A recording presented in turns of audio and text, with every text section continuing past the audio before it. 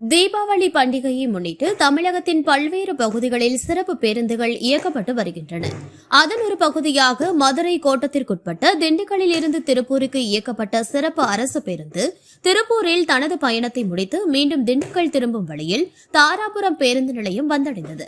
அப்போது அந்த பேருந்து திடீரென பேருந்து நிலையத்திற்குள் பிரேக் டவுன் ஏற்பட்டு நிற்க மற்ற அரசு மற்றும் தனியார் பேருந்துகள் நிலையத்திற்குள் நுழைய முடியாமல் பெரும் நெரிசல் ஏற்பட்டது.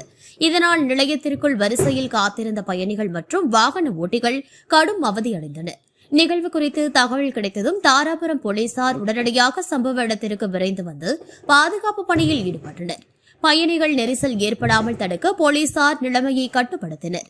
இதற்கிடையில் பிரேக் டவுன் ஆன அரசு பேருந்தை போலீசாரும் பேருந்து ஊழியர்களும் இணைந்து முன்னும் பின்னும் தள்ளி நகர்த்த முயன்றனர். ஆனால் பேருந்தின் தொழில்நுட்ப கோளாறுகள் காரணமாக 1 மணி நேரமாக இயக்க முடியாத நிலை தொடர்ந்தது. இதனால் அந்த பேருந்தில் பயணம் செய்த பயணிகள் தங்களது சொந்த ஊர்களுக்கு செல்ல முடியாமல் பேருந்து நிலையத்தில் சிக்கி அவதியடைந்தனர். தீபாவளி பண்டிகையை முன்னிட்டு சிறப்பு பேருந்துகள் இயக்கப்பட்டிருந்தாலும் இவ்வாறான பிரேக் டவுன் காரணமாக பல பயணிகள் நீண்ட நேரம் காத்திருந்து பயணத்தை தொடர முடியாமல் தவித்தனர்.